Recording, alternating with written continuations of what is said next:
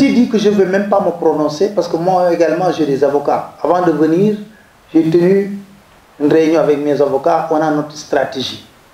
Même ici en France, pas plus que hier, j'ai rencontré des avocats avec qui j'ai échangé sur beaucoup de questions par rapport à ça. Et des structures qui travaillent pour la bonne gouvernance. Mais il y a beaucoup de contre-vérités. Si vous remarquez très bien sur le rapport du COUD sur l'OFNAC, on ne parle pas de rapport, on attaque des personnes. Nafingom Keïta, Pape Ibrahima Kébé, Pape Alé Niang, Mody Niang. Mais on ne parle pas du rapport. Et je vous invite à lire le livre, de vous fonder votre propre conviction. Je tiens à rappeler ici que tout est parti d'une dénonciation qui a été adressée à l'OFNAC. L'OFNAC ne s'est pas levé pour aller directement au COUD. Non. Une dénonciation de présumée infraction, dysfonctionnement grave noté dans la gestion du DG du COUD. Et c'est les textes de l'OFNAC qui permettent cela. Une mission d'auditeur vérificateur a été alors envoyée sur le terrain. Après vérification, dans les règles de l'art, des faits présumés graves ont été constatés par les enquêteurs.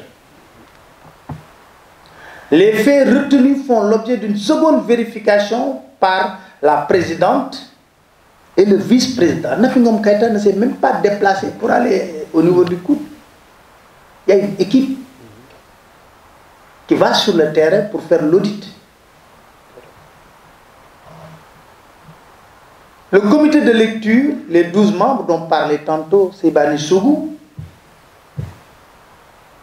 accompagnés aussi d'éléments de preuve irréfutables, font l'objet d'un rapport d'enquête et d'un résumé dans le rapport public qui a été publié en 2014-2015. Je rappelle que les deux rapports sont examinés, corrigés, approuvés par l'Assemblée des membres de l'OFNAC. Qu'est-ce que cela veut dire? On envoie une équipe sur le terrain. L'équipe fait des investigations, note des infractions, amène, donne à l'Assemblée de l'OFNAC.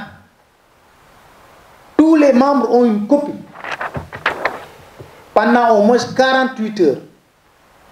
Mais vous savez, il y a des rapports que l'OFNAC n'a pas publiés. Parce qu'ils ont senti qu'il n'y a pas d'infraction qui valait la peine qu'on publie ces rapports. C'est après approbation, validation que la dite Assemblée décide de la transmission du rapport d'enquête au procureur de la République. Ça veut dire que l'Assemblée se réunit, regarde, tous les membres votent, disent que li jarna yóbbu ci procureur ñu saytu ko. Il faut que ça soit clair parce que bu ñu la ma xelu nit ñi. Décision, cette décision fait l'objet à son tour d'une délibération qui est l'acte juridique qui la matérialise. Le président, la présidente, Nafingom Keïta prend maintenant l'acte juridique pour dire qu'on va soumettre ça au procureur de la République. Mais toute cette procédure dépasse Nafingom Keïta. Toute cette procédure dépasse Pape Ibrahima Kébé qui a fait l'enquête. Toute cette procédure dépasse les membres de l'OFNAC. C'est les 12 membres qui se réunissent, qui acceptent, qui lisent le rapport, qui notent que ça mérite d'être transmis au procureur. Et ils l'ont fait. On a entendu le DG du COUD, paraît-il, il dit que je n'ai pas le courage de citer son nom. Le DG du COUD, c'est clair. Ce n'était pas Pape Alé Niang, c'est Cheikh Omaran. Donc quand je parle du DG du COUD, je parle de lui. Affirmer que le directeur et le personnel du COUD avaient découvert en même temps que l'opinion publique le rapport qui incriminait le COUD sur beaucoup de choses. Il a ajouté, c'était la première fois dans l'histoire du Sénégal qu'un auditeur publie un rapport qui n'était pas contradictoire. C'est là où je dis souvent, est-ce que ceux qui nous dirigent lisent les textes de l'OFNAC ou pas? La loi qui crée l'OFNAC ne prévoit pas de rapport contradictoire. Les délinquants présumés sont entendus sur procès verbal, comme le prévoit la loi. Dama waxoon nag su ma ñëwee Paris naa def ay révélation parce que wax jaa ngi bëgg a bëri ñu noppi.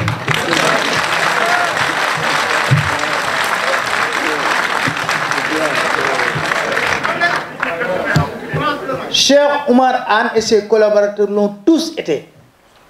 ñoom ñëpp déglu nañ leen sur PV, procès verbal. Tous, pour leur permettre de donner leur version des faits.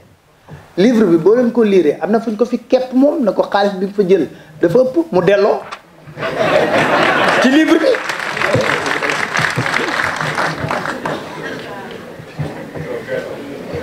mu delloo.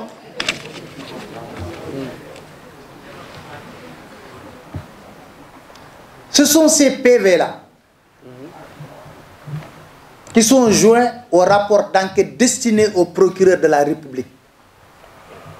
Ça veut dire que bu la dégloo ci PV Cheikh Oumar Anne wax directeur am wax ñu ne ko lii am na PV yooyu yëpp la ñuy dajale ak rapport d'enquête bi on donne ça au procureur. Voilà comment ça fonctionne de la République. Serigne Bassirou Gueye. En tout cas, c'est le procureur de la République.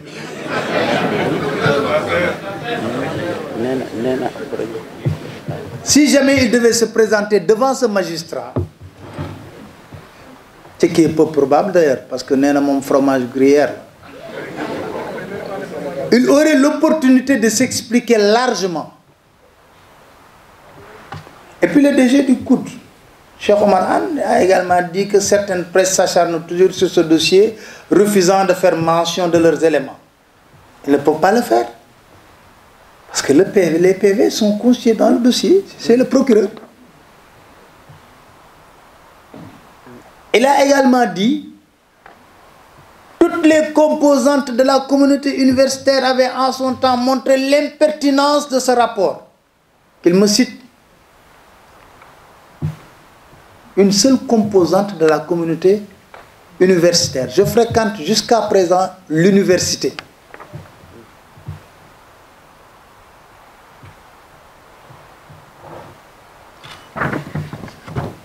Beneen contre-vérité.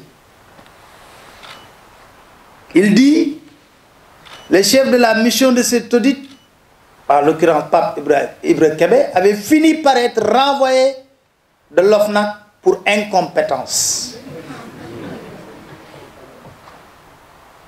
C'est lui qui l'a dit, dans une de ses lettres.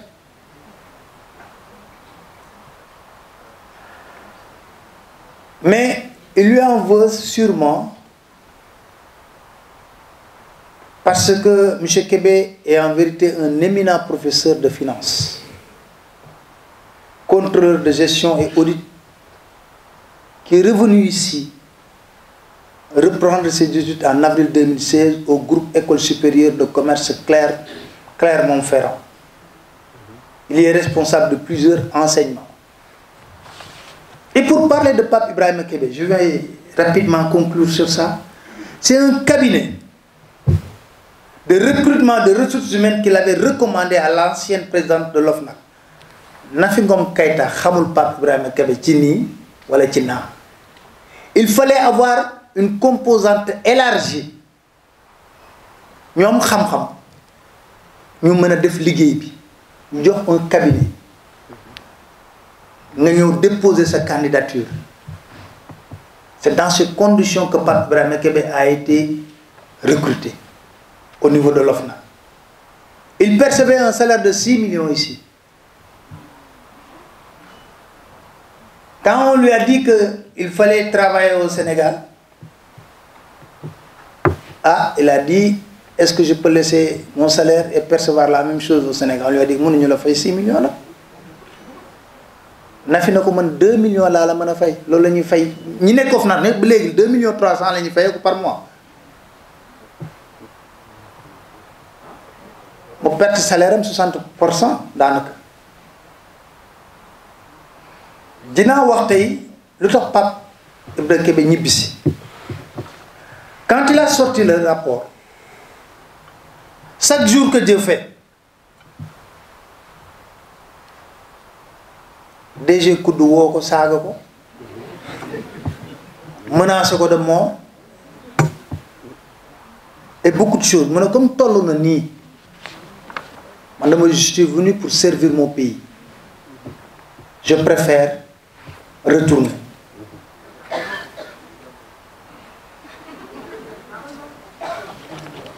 Alors c'est pour vous dire que wax ji bari na coow li bari na. J'avais promis que lu jot danga koy tontu fa nga ko war a tontoo.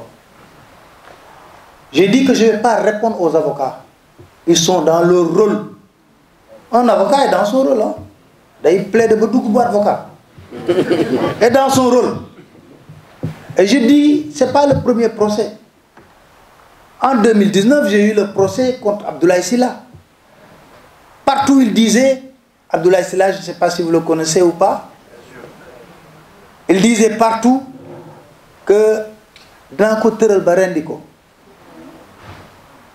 On est allé au tribunal.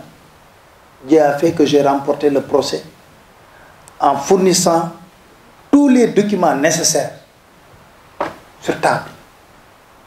Il a dit que j'ai créé AHS, truc machin, je lui ai dit oui.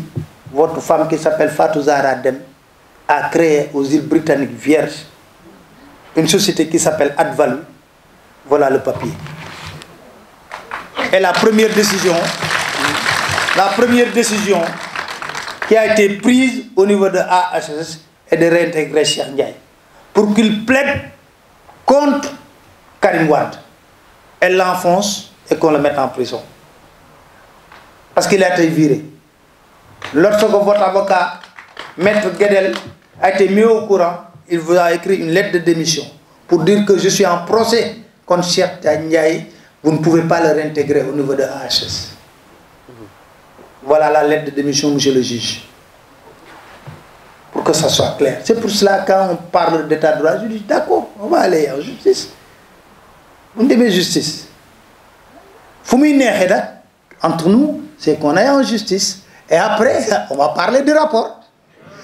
Personne ne parle du rapport. On va parler maintenant du rapport. On va lui dire, est-ce que tu as acheté de niébé à 4500?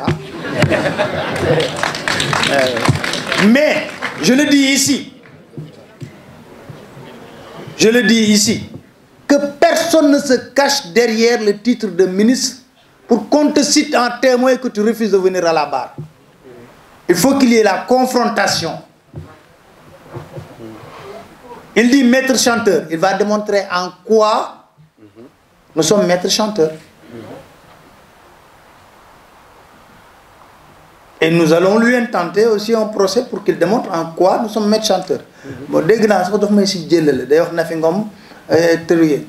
chanteur, je veux qu'il nous montre est-ce que on lui a dit une fois ça, defal ñu ko wala loolu kudd amatuñ fa soxla parce que ñun dëkkatuñ étudiant bu mën a bénéficier wu ci ay services su kudd pour la bonne et simple raison dem nañ fa ba def fa DEA sociologie léegi ñu ngi ci master relations internationales CEDS ñu ngi def master sciences politiques feneen bu ñuy nekk université c'est parce que tout simplement on a des amis professeurs, on fréquente le restaurant des professeurs à l'université où on mange souvent et on discute de tout, où on a même prévu une cérémonie de dédicace par rapport aux livres.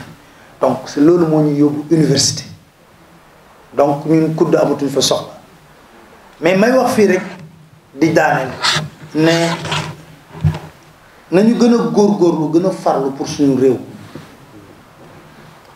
Parce que dafa am kenn ku ma wax benn bés ne ma réew maa ngi dox ma ne ko war nga cee xam dara boo nekkee bitim réew mu ne ma lu tax ma ne ko ñaata nga doon yónnee mu ne ma ah daanaa yónnee 500 euros de mu ne ko ñaata nga yónnee léegi mu ne ma 700 euros mu ne ñaata ñu teg mu ne ma 200 ma ne ko doxul bu doxoon na laa wàññi.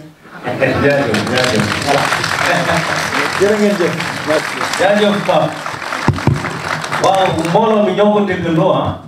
donc je pense que Pape Alé bàyyi nañu un message extrêmement important qui nous a donné en tout cas des arguments qui peuvent quand même nous pousser à acheter ce livre déjà et puis à le lire pour nous fonder, comme il dit, notre propre opinion. Je pense que c'est le mot qu'il faut retenir et on va le faire, je pense, en parlant.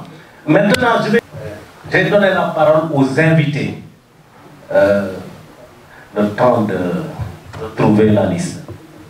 Ou bien donner la parole à tout le monde rek ku bëgg a wax moo gën a yomb. Il y a effectivement, oui, il y a déjà une liste qui est... Bon, donc comme c'est prévu hein, dans l'organisation, on va donner la parole au public et puis aux invités d'abord. Mais je rappelle quand même que nous ne sommes pas dans une conférence débat. Hein. C'est une présentation de livre. Je pense qu'on a assez d'éléments déjà, pas mal d'éléments pour en parler. Et puis donc, on va donner la parole au public pour qu'il pose une question. Et c'est 2 minutes par personne, s'il vous plaît, on essaie de respecter ça. Hein. 1 minute, bon, je rectifie, 1 minute c'est peu, hein, mais une question, ça peut se poser en 30 secondes. Donc, je donne la parole à Babacar Sall de Réumi. Est-ce qu'il est là? Voilà, on passe.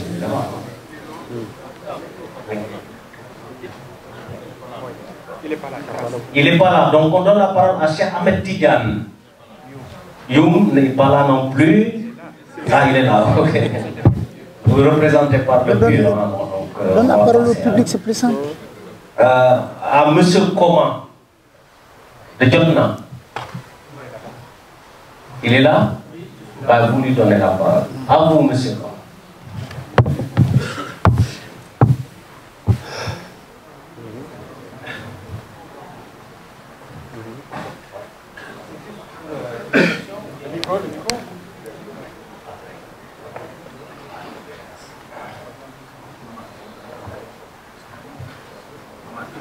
Assalamualaikum mbooloo mi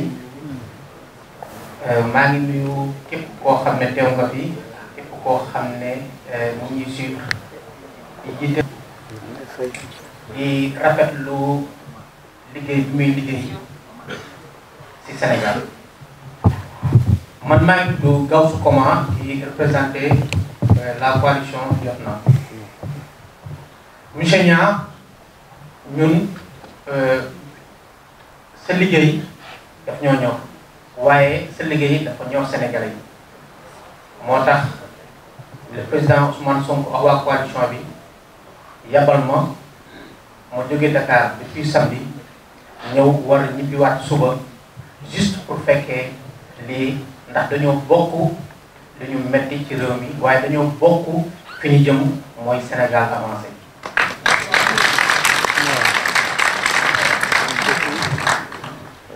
Sénégal nag dafa jot ñu taxaw ndax réew moo xam ne ñun ñëpp ñoo ko bokk ay nit yoo xam ne dañoo amoon ci ñoom yaakaar ay nit ñoo xam ne dañoo gëmoon ne bu ñu ñëwee suñu réew dina changer ndax li gën a jafe ci Afrique yàlla defal nañu ko mooy am nañu jàmm comme ni ko monsieur Niang waxee sànq te réew mu am jàmm mu développé réew mu am jàmm ñi fa dëkk yàlla sutural leen daa yomb ci kaw ñu am ay dirigeants yu responsable monsieur Niang xamal ne la coalition Jotna xamal ne les Sénégalais ñi ngi sa ginnaaw dinañ la jàppale bu soobee suñu borom. Merci, merci, merci, merci. Donc je donne la parole bien sûr à Ibrahim Thiam. Est-ce qu'il est présent? Thiam, il est là. En fait, c'est pour dire que les journalistes sont bons lorsqu'ils écrivent dans le sens qu'on attend d'eux.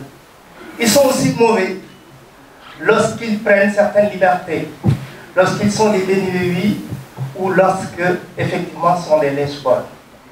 Pour le cas de notre cher ami Papali, tout le monde reconnaît ici qu'à travers ses chroniques, qu'il est parmi l'un des journalistes qui est très attaché très attaché au Sénégal, qui est très attaché effectivement à la justice sénégalaise. Et surtout, il est un défenseur ardent de tout ce qui pousse à l'émergence de notre pays. C'est pour rappeler que le journaliste, ce n'est pas celui qui déclare la vérité. Il est seulement et seulement celui qui déconstruit le mensonge.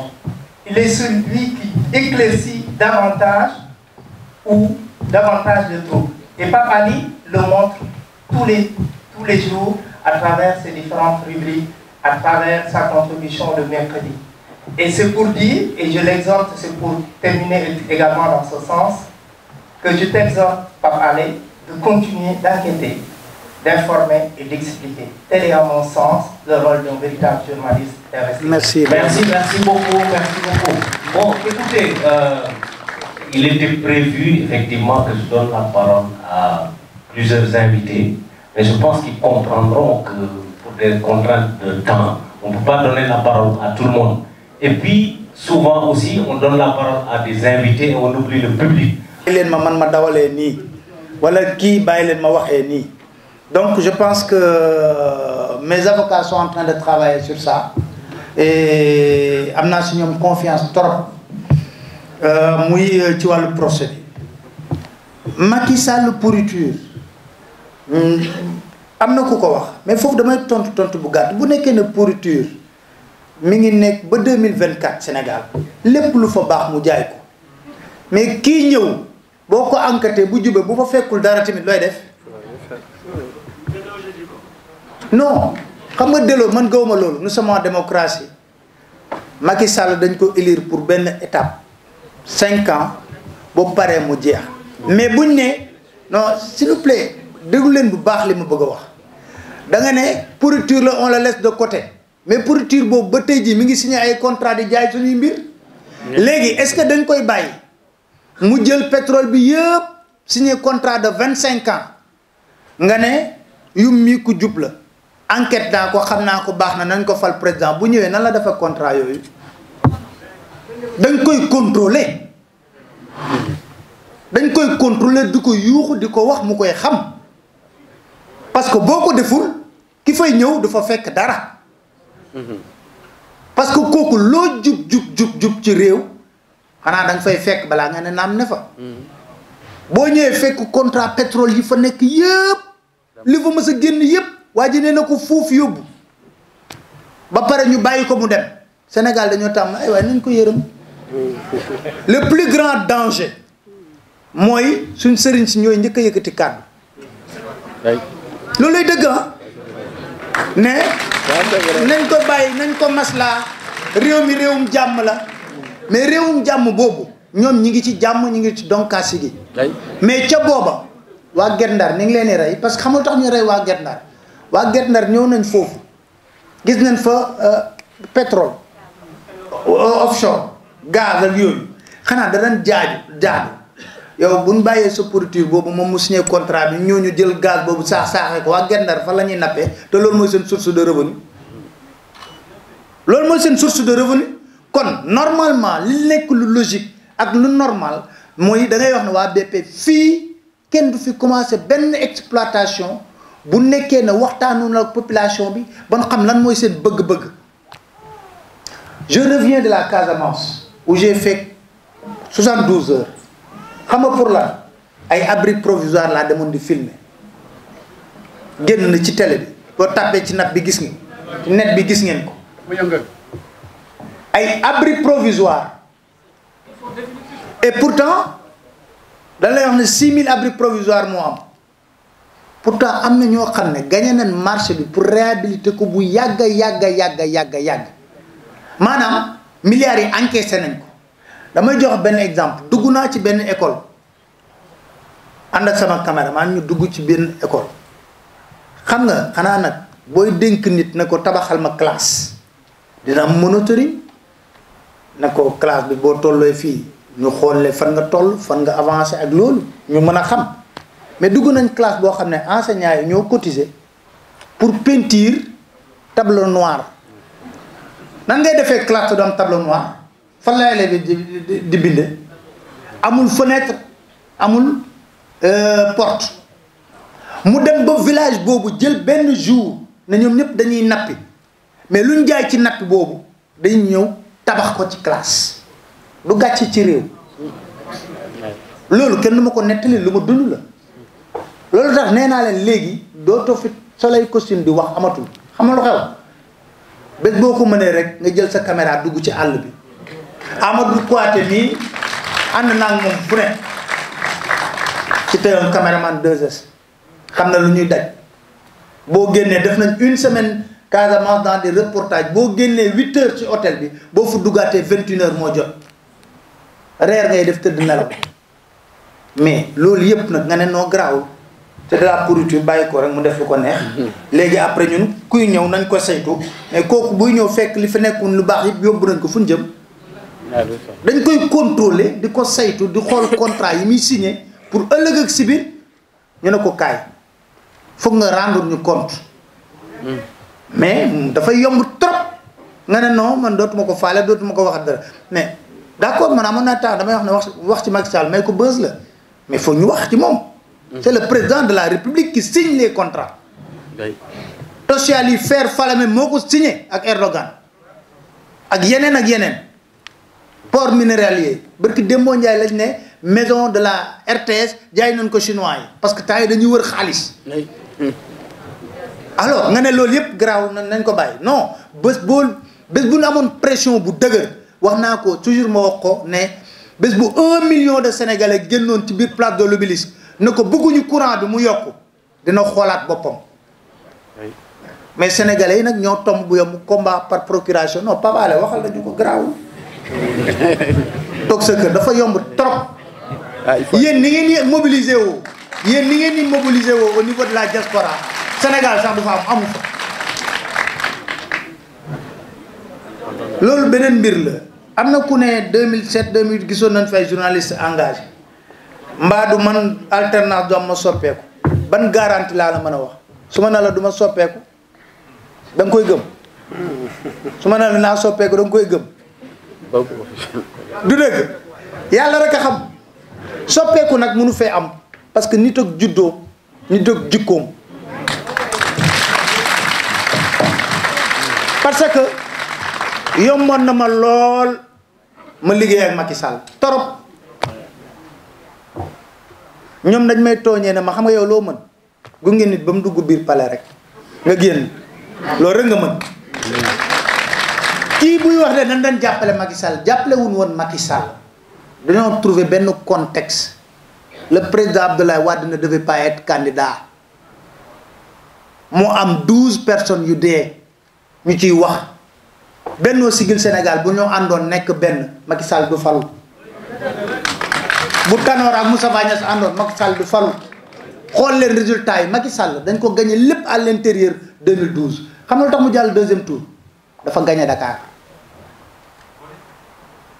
dafa gagné Dakar 2012 je vais être clair 2012 laa wax bu Dakar bi moom xaw naa tax suuf mais 2012 moom moo gagné Dakar te ku gagné Dakar pratiquement parti bu gagné Dakar mën a dem deuxième tour tey nag yaa ngi wax ci waa Guet Ndar mais loolu mooy indi ne en amont projet yi nga xam ne dañ koy indi dañ ci waxtaan ak askan wi maa ngi lay wax léegi jogo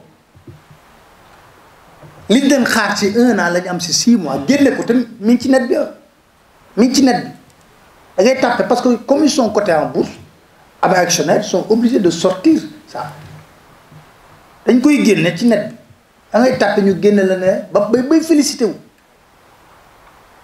tubaab dina ñëw ci dëkk xotti raay def électricité raay bi teg ci train di ci def minerai mu koy yóbbu direct port te amalu ko njariñ yéen a ma gën a xam tubaab yi tubaab bu ko def rek da ko amal njariñ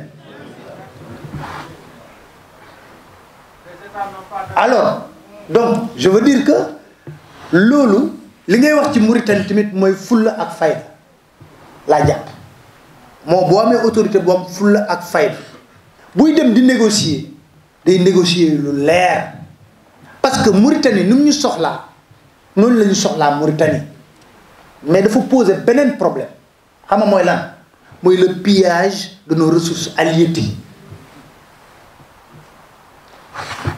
Dañ ma envoyé ay licence de pêche loolu peut-être beneen gëstu la buy ñëw yoo xam ne ñu ngi ko signé ay chinois le 19 janvier 2019 maanaam daanaka 2 semaines avant ñuy dugg biir campagne bi la kon da ngay jàpp ne xaalis boobu ñu joxe c'était pour préparer la campagne mais pillage ressources halieutiques yooyu boo demee géej gi amatul jën suñu nappkat yi dinañ dem Mauritanie dinañ dem Guinée-Bissau dinañ dem mais loolu entre état ñoo ko war a mën a régler mais ça suppose d'abord que état bi ci boppam jël ay responsabilités ne fii dañuy def repos biologique ci géej gi pendant tant d'années bateau yi dootuñu fa napp ñii dootuñu fi napp ñii dootuñu fi napp ba pare nag wut nag les moyens qu'il faut jox ko marine bi ñu yéeg ci biir géej gi di surveiller géej gi loolu c'est important. waaw maa ngi sant soxna soosu nekk juriste doon gërëm waaw c'est vrai de des fois de man damay laaj ay juriste ñu ne suñu professeurs yi li ñuy jàngal ci fac yi dafa wuuteeg loolu lu ñuy jëf bu ñu nekkee ci biir pouvoir bi ma ne ko yéen a ko xam man xaw ma dara am na benn micro trottoir bu mosoon seetaan ndeysaan ci Ismaïla Madior Fall qui avait théorisé les réformes déconsolidantes benn boy ay boy micro trottoir booy ne ñun de lim ñu jàngaloon lépp dafa wuuteeg li muy def ma ne ndax ngeen sañ koo wax voilà jërëjëf. jërëjëf Pape donc on va prendre encore 5 questions. Ok léegi comme des brebis derrière lui qui casseraient une fois qu'il a fait le truc. Il faut qu'à un moment donné, les Sénégalais se disent on a une capacité de réfléchir. Quand il a créé l'OFNAC, l'idée de l'OFNAC en mai 2012, c'est que quand Macky Sall est venu au pouvoir, il avait déjà l'idée de rentrer dans l'ITIE, l'Initiative internationale pour la transparence des industries extractives. Et il est rentré là-bas en 2013.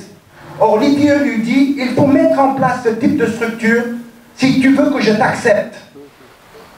Donc, ça fait partie du plan international. C'est pour ça que nous, dans la diaspora, le combat que nous avons mené au Kenred, en juin 2019, ici, au niveau de l'OCDE, quand ils ont eu leur assemblée générale, et que le DG de l'ITIE est descendu pour dire que moi, je donne aucun chèque en blanc à Macky Sall, et que si je lui ai donné l'attribution de la licence 2016, ce n'est pas parce que j'ai tout vu, je n'ai rien vu de 2012. Merci beaucoup le rôle. Deuxième question, je voulais dire par là que nous avons un rôle à jouer dans la diaspora, c'est que ces organismes internationaux, par exemple ce livre-là, vous devriez l'envoyer au DG de l'ITIE qui se trouve en Norvège. Et au moment où je vous parle, il y a une délégation du Sénégal qui est au niveau de l'ITIE là actuellement, cette semaine, et ils sont encore là-bas aux dernières nouvelles, ils n'ont pas quitté la Norvège, en train de négocier sur la problématique de l'accréditation 2020 de l'ITIE. Or, c'est des structures qui ne sont pas au courant que l'OFNAC qui a été créé, en fait, était de la dope, et que Macky Sall ne respecte pas les principes de l'ITIE, et il peut leur envoyer ce document. Merci. Le deuxième élément, et je m'en arrêterai là, mon grand, le deuxième élément, je pense que ce livre est bien, mais il ne nous donne pas d'indication pour le futur. Les opposants, avec un grand O, tous ceux qui ont la prétention de nous diriger demain, doivent savoir que ces structures-là sont devant elles, et ils nous produiront la même chose si on va dans des échéances électorales sans qu'ils prennent des engagements. Il faut que ces personnes qui ont l'ambition de nous diriger disent dans les 100 premiers jours, je te règle la problématique de l'indépendance entre la justice et l'exécutif. Et c'est ça qu'il faut aller, parce que sinon eux, ils feront comme Macky Sall demain, parce que les belles phrases ne nourrissent que ceux qui veulent bien y croire. Merci. Ici, je tiens d'abord à la bonne gouvernance fait défaut, le constat est là, il est amer. Le dernier livre de Pape Alé ne fait que, en fait, confirmer ce qui a été dit précédemment. Aujourd'hui, nous sommes tous convaincus que nous venions dans une marche de gouvernance. Alors, Pape Alé Niang, Après avoir parcouru le Sénégal, après avoir constaté tout ce qui a été relaté dans votre livre, quel est le sentiment que vous avez aujourd'hui vis-à-vis de la population sénégalaise? Parce que tout à l'heure, je vous ai entendu dire qu'effectivement, s'il y avait une masse d'1 million de Sénégalais dans la rue, on aurait pu régler beaucoup de questions. Moi, j'en veux plus aux Sénégalais qu'à Macky Sall, pour dire vrai.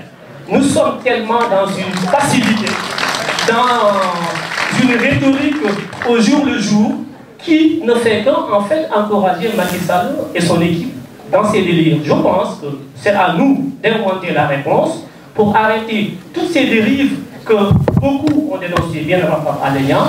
Et je ne pense pas que ce soit votre dernière dénonciation, vous en ferez d'autres, comme d'autres aussi en feront d'autres. Mais au final, qu'est-ce qu'on règle si le peuple ne peut pas se lever au beau jour pour dire stop, ça suffit? Moi, j'interpelle aujourd'hui la conscience citoyenne sénégalaise. Qu'est-ce que nous sommes prêts à faire aujourd'hui, au-delà de ces conférences, de ces livres et tout ça? Voilà la question que je voulais vous poser, M. Pape Alé Niang. Quel est le sentiment que vous faites de l'opinion sénégalaise qui est silencieuse, passive et qui ne réagit pas? Je vous remercie. Allez. Oui, s'il vous plaît, passer la parole. Non, vas-y, Diallo. La question que je m'aurais posée est simple. Je voulais dire à Alé Niang, Oui, vas-y. il a très bien fait de choisir ses amis, parce que M. Sougou est un très grand... je veux dire, M. Sougou fait des articles pertinents et il nous a très bien éclairé. Donc je le remercie pour ça. La question que je pose est très simple. Il m'a marché sur la langue de collègue qui m'a parlé. C'est de savoir que fait le peuple en fait. Que fait le peuple? Que font les partis politiques au Sénégal? Je ne comprends pas. Voilà. Très bien, ça ne marche pas. Voilà. Oui, allez-y. Oui. Non, allez-y, c'est le dernier. S'il vous plaît, oui, allez-y. S'il vous plaît. Bonsoir tout le monde. Excusez-moi, monsieur avec le micro. Excusez-moi, juste 2 secondes. Je veux juste qu'on éclaircir une chose. Les micros, en fait, on se les passe. Donc, il ne faudrait pas qu'on se les passe juste comme ça. Il y a des gens qui sont là pour s'organiser. Si vous demandez la parole, on vous donnera les micros. Donc, s'il vous plaît, je demande juste que si on donne à une personne le micro, qu'elle veuille bien le rendre à la personne qui s'organise. Et ensuite, on essaiera d'être beaucoup plus efficient. Voilà. Allez. Vous pouvez y aller. Après, Diallo, allez-y. S'il vous plaît, dès que vous terminez, rendez les micros pour qu'on puisse mieux s'organiser. Moi, déjà, j'ai une question à poser à Pape Alé Niang. Je m'appelle Ibrahim Saldi Saoudi, j'habite à Mantes-la-Jolie dans le 78-200. Ce que les gens passent tout bas, je le dis tout haut. Donc, Pape Alé Niang, il y a une question à lui poser. Boo eggee Dakar, naka ngay affronter sàcc yi ak banda Bader. J'ai pas compris. Ma ne boo eggee Dakar. Waaw. Naka ngay affronter sàcc yi. C'est-à-dire ñi la porte plainte ñooñu moo tax may wax. Deuxièmement, Pape Alé Niang laaj bi ñu Macky nekkee candidat tu avais confiance à Macky ou non? Si. Moi, j'ai jamais eu confiance à Macky. Je l'ai toujours défié, je le défierai toujours, je vous remercie. Voilà, je pense que pour nous répondre aux questions rapidement, parce que le fond du problème, on vient de me signaler que pour la cérémonie de dédicace, on risque de ne pas la faire du tout. Ouais, non, je vais vous dire pourquoi.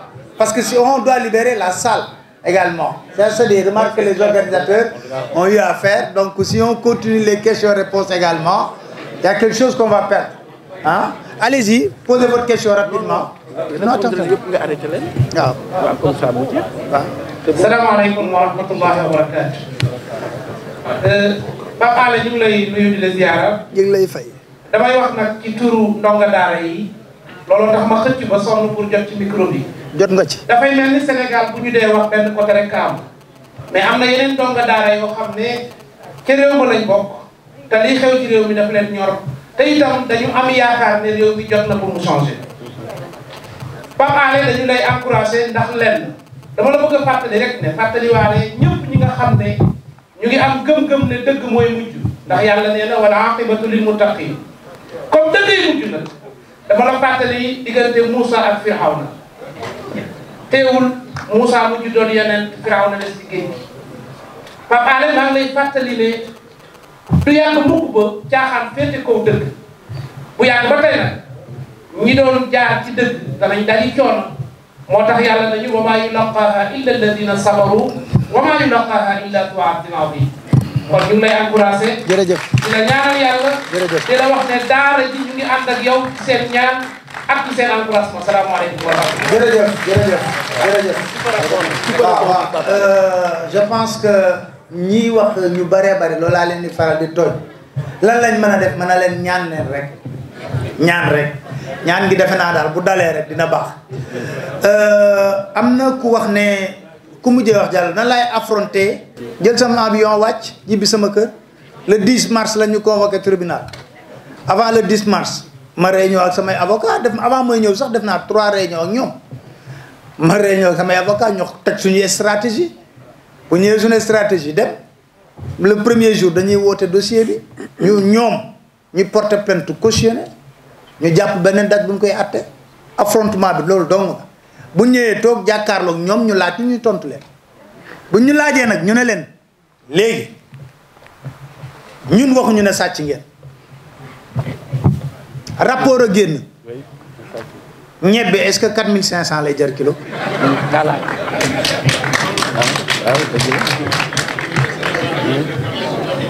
dinaa leen wax xam nga dafa waxoon xaali sama rakk ju baax ji la ne ko dinaa def benn révélation boo xam ne peut-être que Paris laa koy defee gis nga kudd bi dafa waroon am beneen deuxième mission bu fa def bañ commencé di càmbar kudd dañ dem ba ci biir ñu gis ne chaque 10 jours am na 150 millions yu ñu fay génne boo ko dajalee ci mois ah 150 millions plus 150 millions plus 150 millions daanaka ñu ne muy niroog caisse d'avance bañ dañ wax fële xam nga ma la wax ñu ne dañuy def mission pour te dire ne Mandou te Nafi Ngom Keïta bi ñuy jëm nee naa leen bu leen àq ndaw si dalee moom du leen jëkki ba ñëwee génneel ko ndaw si def na leen déet dénonciation bi ñu jox lii bokku ci def leen seen liggéey ba pare boo leen ñëwee bañ def rapport bi ba pare ñu defaat beneen mission dem auditer loolu 150 millions yooyu légume lañ ko doon jëndee légume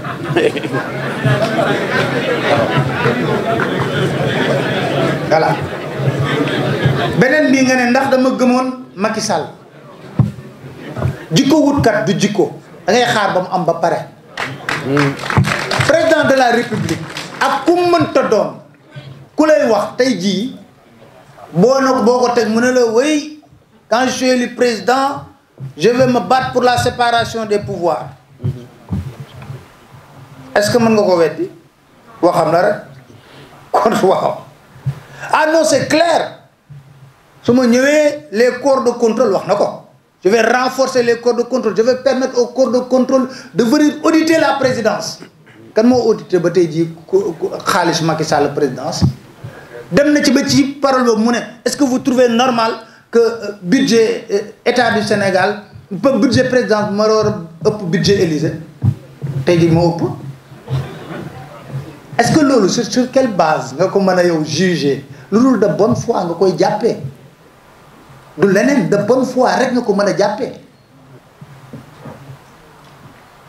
mais munoo ñëw rek liste xaar ko wala nga pettaaw ko ne kii mooy waaja mënut a nekk ok loolu moom dama la ci dalal seen xel beneen mbir bi ñu wax grand Ben maa ngi rafetlu sa bu baax a baax sa contribution ci TIE parce que dama lay suivre di la déglu ba ngeen ñëwee fii di xeex boobu maa ngi wax ak Jean ba nekk sa chef démb ci guddi moo ci mujj ñuy wax téléphone dañuy waxtaan lu baree ci wàllu ITIE mais nag piège la woon ci Macky Sall piège wuñ de yàlla na ko yàlla yërëm Mohamed Mbodj bu Forum Civil moo yàgg liggéey ci li nga xam ne moo di nag gis nga ba mu ko njëkk a présenté Abdoulaye Wade xamal la ko xanaa yow da ngaa foog ne man damaa dof loolu la ko wax mais quand Macky est venu mën nga ko prêter de bonne foi en l'euphorie la victoire affaire yi ñu ñëw proposer ko OFNAC par le canal de Mohamed Mbodj mu nangu ko mais piège bi xam nga lan la def ko nangu ba pare créer OFNAC ba pare mu ne xool ne li affaire yi ci toog na 1 an OFNAC fonctionné wul toog na 1 an nommé Nafi Ngom Keïta jëlee ko fii IGE vérificatrice générale la woon sax boobu ñëw indi ko OFNAC toog ko 1 an membre yu war a composer OFNAC joxewu ko il a fallu une rencontre bu Mohamed Mbodj organisé woon bu forum civil Mohamed Mbodj am ci une sortie Nafi Ngom Keïta ñëw foo ñu laaj ko na ko Nafi yow ba la falee ba léegi di liggéeyoo mu ne bëgguma wax sax ci wàllu état waaye boobu ba léegi dërëm amuñu ko même les 12 membres qui doivent composer OFNAC amaguma ko qu'est-ce qui s'est passé Macky dafa dem King Fahd le lendemain fëgg stable bi les problèmes de l'état ne se règlent pas dans la rue publique or ba muy wax loolu Nafi Ngom Keïta bind na ko ñaari mémorandum mi ci kaw table moo gënoon xam ne mu demee mais xam nga naan nit la timit mu yuuxul sur lendemain Amadou Ba jox 100 millions OFNAC ñu teg ci 2 semaines mu nommé les autres membres par décret OFNAC commencé liggéey mais le premier problème bi nga xam ne mi ngi ci livre bi je l'ai expliqué Nafi ba mu njëkkee def rapport am dafa ñëw ne ko directeur Oumar Youm ne ko il faut que ma rencontre président de la République parce que dama ko war a jébbal sama rapport 2014 2015 chaque jour bu ko waxee mu ne ko le calendrier du président est chargé fekk boobu Macky yëg na ne épinglé nañ Siré Dia ak Cheikh Oumar Anne mu ne woo ko ba mu ñëw mu ne ko Nafi wax naa sa gars yi ne leen seen rapport yi ñuy génne nii bu ñu ko génne fii di ko topp la presse corrompue la jàpp sama régime bi commencé ko ngooti wax naa nañ ko dugal seen site internet yi soxna Nafi na ko loolu mënut a nekk président loi moo ma tënk loi moo ne man su ma ko defee ba pare comme Cour des comptes dama war a génn wax ak sénégalais yi chaque jour bu demandé audience solennelle pour remettre que rapport bi après doo ko def conférence de presse ñu ne ko ñu ne ko le calendrier du président est chargé Nafi xëy suba teel taal télé jàkkaarloog Aminata Tall muy joxe rapport amul danger conseil économique social et environnemental mu xëyaat suba teel gis Innocence Ntap bu yor affaire gouvernance di joxe rapport mu ne kon ñii man sama rapport la ñuy bañ a recevoir mu jël 10 exemplaires jël gendarme jox ko Omar Youm moo tax su ma déggee président 31 décembre mu ne rapport bi ci rajo laa ko yëgee ma ne ko kon dàqal sa directeur cabinet parce que jot na ci 10 exemplaires j'ai expliqué tout ça livre bi yamuma ci rapport bi dama wane les misères yu ñu def pour bañ a jot rapport beeg les difficultés ak loolu yëpp alors voilà les faits ba mu ñëwee nag mu ne ndaw si moom fekk yeneen dossier nekk ci kaw table bu ci njëkk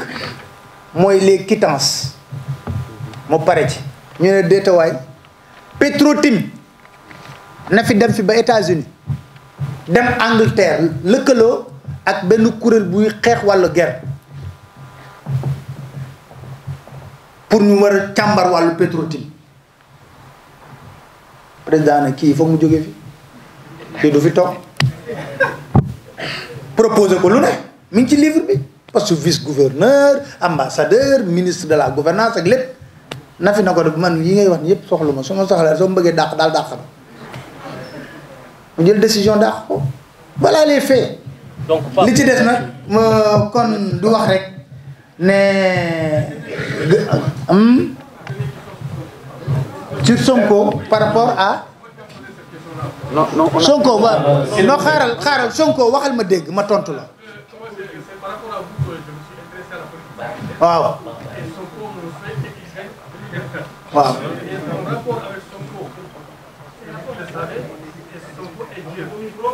j'ai pas compris nga ne mes rapports avec Sonko oui oui waaw waaw si Sonko est élu, quel sera ton rapport avec lui?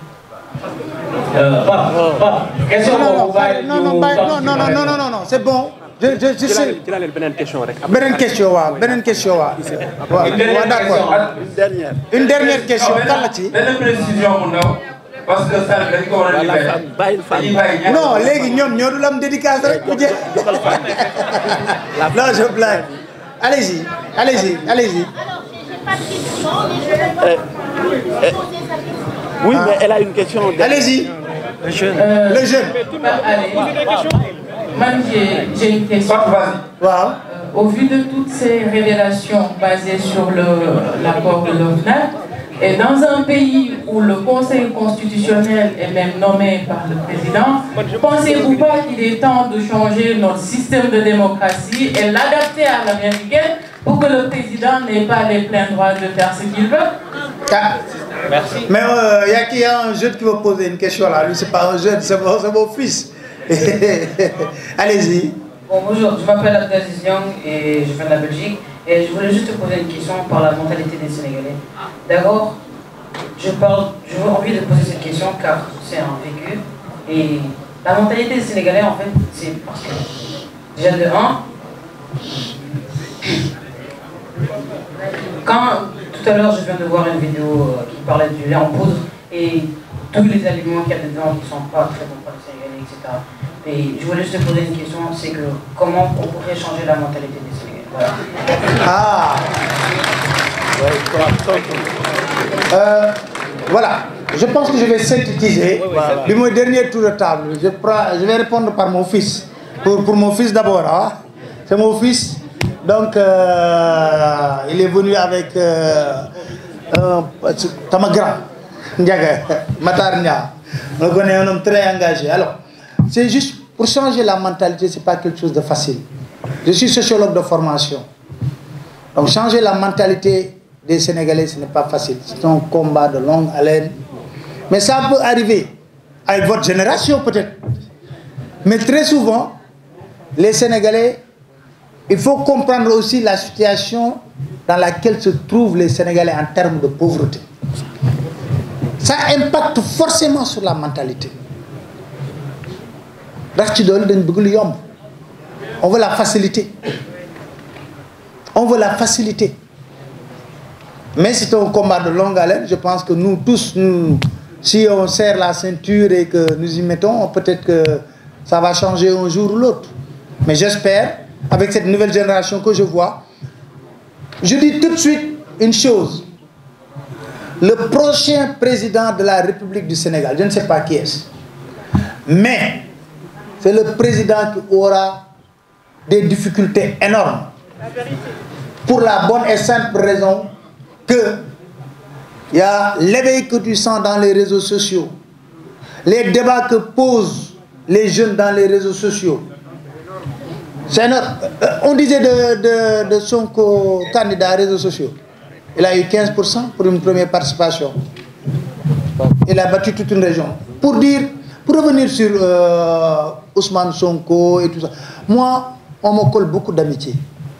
Khalifa Sall par-ci, Macky Sall, oui. Quand il habitait au cul-de-sac de Fondation Frédéric Ebert, là, quand on l'a chassé du pouvoir, j'allais le voir à 17h. Quand il habitait à Mermoz, j'allais le voir. On a d'excellents.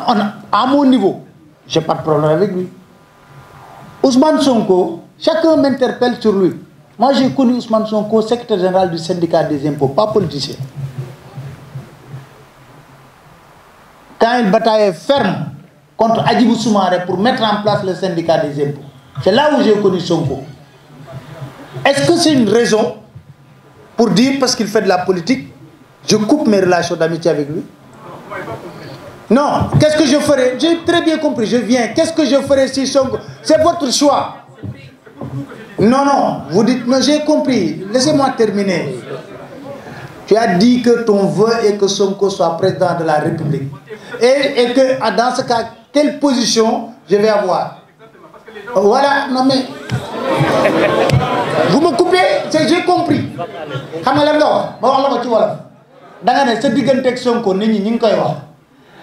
Sonko président de la République